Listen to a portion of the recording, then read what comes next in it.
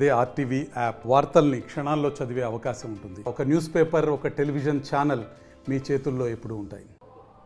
నిజామాబాద్ పార్లమెంట్కు కాంగ్రెస్ పార్టీలో తీవ్ర పోటీ నెలకొంది. కాంగ్రెస్ పార్టీ నుంచి ఇప్పటికే 4 పోటీ చేస్తామని చెప్పి అధిష్టానికి మొరపెట్టుకున్నట్లు తెలుస్తుంది. కాంగ్రెస్ పార్టీకి సంబంధించిన నిజామాబాద్ జిల్లా అధ్యక్షుడు మానాల మోహన్ రెడ్డితో పాటు మాజీ ఎమ్మెల్సీ అరకెల నర్సారెడ్డి, ప్రస్తుత ఎమ్మెల్సీ జీవన్ రెడ్డితో పాటు మాజీ డీసీసీ అధ్యక్షుడు తహర్ బిన్ హమ్దాన్లు పోటీ చేస్తున్నారు. అదే కోణంలో కూడా కాంగ్రెస్ పార్టీ ఇప్పటికే తెలంగాణ రాష్ట్రంలో అధికారంలోకి వచ్చిన నేపథ్యంలో పూర్తి స్థాయిలో రానున్న పార్లమెంట్ ఎన్నికల్లో కాంగ్రెస్ పార్టీ నిజామాబాద్ పార్లమెంట్ను కైవసం చేసుకునే దిశగా మేమందరం కూడా కలిసికట్టుగా పనిచేస్తామని చెప్పి కాంగ్రెస్ పార్టీ అధిష్టానికి చెప్పిన నేపథ్యంలో ఇప్పటికే కాంగ్రెస్ పార్టీలో తీవ్ర పోటీ నెలకొందని చెప్పొచ్చు. 4 కూడా అభ్యర్థిత్వాన్ని అధిష్టానికి పంపినట్లు తెలుస్తుంది. అదే కోణంలో కూడా మానాల మోహన్ రెడ్డి, అదేవిధంగా అరకెల నర్సారెడ్డి, తాహెర్ బిన్ హమ్దాన్లు, జీవన్ రెడ్డిలు ఈ 4లో ఎవరికి ఒకరికి టికెట్ ఇచ్చినా కానీ ఖచ్చితంగా కలిసి పోటీ చేస్తామని చెప్పి కాంగ్రెస్ పార్టీ ముక్తఖండంగా చెప్పిన నేపథ్యంలో కాంగ్రెస్ పార్టీ పార్లమెంటు కైవసం చేసుకునే దిశగా ప్రయత్నాలు సాగుతున్నాయి. అదే కోణంలో కూడా మొత్తంగా నిజామాబాద్ పార్లమెంటు ఖచ్చితంగా కైవసం చేసుకోవాలంటే అందరూ ఏకమై ఏకతాటిగా పనిచేయాల్సిన అవసరం ఉంది. కాంగ్రెస్ పార్టీలో గ్రూపు తగాదాలకు గతంలో ఉండి ఇప్పుడు తెలంగాణ రాష్ట్రంలో కాంగ్రెస్ పార్టీ అధికారంలో వచ్చేందుకు కూడా గ్రూపు తగాదాలు లేకుండా అందరూ ఏకతాటిగా పనిచేస్తారు. అదే కోణంలో కూడా పార్లమెంట్ ఎన్నికల్లో కూడా ఏకతాటిగా పనిచేయాలని చెప్పి కాంగ్రెస్ పార్టీ అధిష్టానం భావిస్తుంది. నిజామాబాద్ జిల్లాలో 7 పార్లమెంటు స్థానాలు ఉంటాయి. నిజామాబాద్ జిల్లాలో 7 అసెంబ్లీ నియోజకవర్గాలు ఉంటాయి. నిజామాబాద్ పార్లమెంటుకు మొత్తంగా 7 అసెంబ్లీ స్థానాలు ఉంటాయి. అందులో నిజామాబాద్ జిల్లాలో 5 అసెంబ్లీ నియోజకవర్గాలు ఉంటాయి. మొత్తంగా నిజామాబాద్ రూరల్ కాంగ్రెస్ పార్టీ కైవసం చేసుకుంది. అదేవిధంగా బోధన్ కాంగ్రెస్ పార్టీ కైవసం చేసుకుంది. నిజామాబాద్ రూరల్లో మాజీ ఎమ్మెల్సీగా పనిచేశారు. ప్రస్తుత ఎమ్మెల్యే భూపతి రెడ్డితో పాటు మాజీ మంత్రిగా పనిచేసిన బోధన్కు సంబంధించిన సుదర్శన్ రెడ్డి ప్రస్తుత ఎమ్మెల్యేగా కొనసాగుతున్నారు. నిజామాబాద్ జిల్లాలో 2 కాంగ్రెస్ పార్టీ కైవసం చేసుకున్నాయి.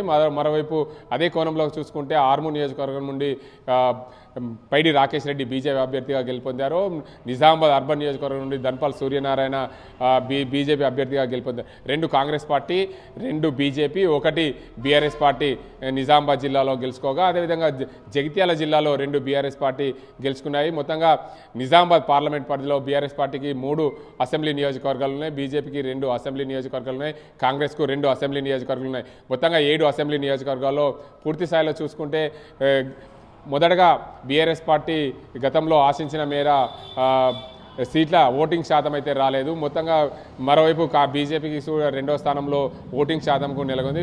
మొదటి స్థానంలో కాంగ్రెస్ పార్టీ ఓటింగ్ శాతంలో ఉన్న నేపథ్యంలో ఈ పార్లమెంట్ ఎన్నికలకు కోసం కాంగ్రెస్ పార్టీ పూర్తి స్థాయిలో కసరత్తు చేస్తుంది.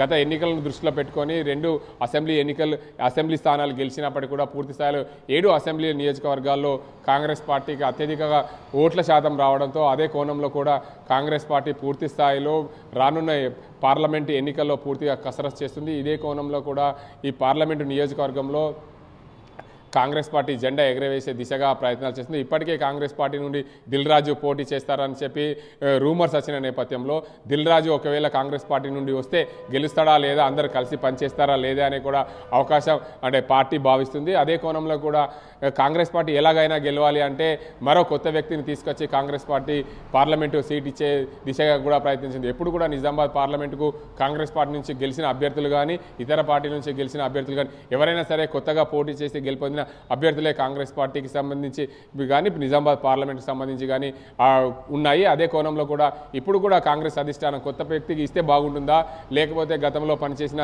పార్టీలో పనిచేసిన నేతలకు ఇస్తే బాగుంటుందా అనే కోణంలో కాంగ్రెస్ పార్టీ ఆలోచిస్తుంది తెలుస్తుంది. మొత్తంగా నిజామాబాద్ జిల్లా నుంచి 4 పోటీ ఉన్నారు. ఈ 4 పోటీలో ఎవరికి ఇచ్చినా కలిసి పనిచేసేందుకు సిద్ధంగా ఉన్నామని చెప్తున్నారు. ఒకవేళ యువకుడు అనుకుంటే మాత్రం మానాల మోహన్ రెడ్డి యువకుడుగా ఉన్నారు. గతంలో పనిచేసిన అనుభవాలు కావాలనుకుంటే తహర్ బిన్ హమ్దాన్, అదేవిధంగా ఎమ్మెల్సీగా కొనసాగుతున్న జీవన్ రెడ్డితో పాటు గతంలో ఎమ్మెల్సీగా పనిచేసిన అరకెల నర్సారెడ్డి, వీళ్ళు 3 కూడా గతంలో అనుభవం ఉన్న నేతలు. కానీ కాంగ్రెస్ పార్టీ యువ రక్తానికి టికెట్ ఇవ్వాలనుకుంటే మాత్రం మరోవైపు బాల్కొండ నుంచి పోటీ చేసి ఓటమి చెందిన ముత్యాల సునీల్ రెడ్డి కూడా ఉన్నారు. వీళ్ళు 5 పోటీలో ఉన్న నేపథ్యంలో పూర్తి స్థాయిలో ఎవరికి టికెట్ వస్తుంది, మానాల మోహన్ రెడ్డిగా, ముత్యాల సునీల్ రెడ్డిగా, జీవన్ రెడ్డిగా, తాహెర్ బిన్ హమ్దాన్గా, అరకెల నర్సారెడ్డిగా, లేదంటే వీళ్ళందరినీ కాదని చెప్పి అధిష్టానం కొత్త వ్యక్తిని తీసుకొచ్చే కోణంలో చూస్తుందనే కోణంలో వేచి చూడాల్సిన అవసరం ఉంది. ఇది ఇక్కడ పరిస్థితి. కెమెరా పర్సన్ అజీంతో గంగారెడ్డి, ఆర్టీవీ, నిజామాబాద్. మరిన్ని వీడియోస్ కోసం ఛానల్ ని సబ్స్క్రైబ్ చేయండి, లేటెస్ట్ అప్డేట్స్ కోసం వాట్సాప్ ఛానల్ ని ఫాలో చేయండి అండ్ లింక్ డిస్క్రిప్షన్ లో ఉంది.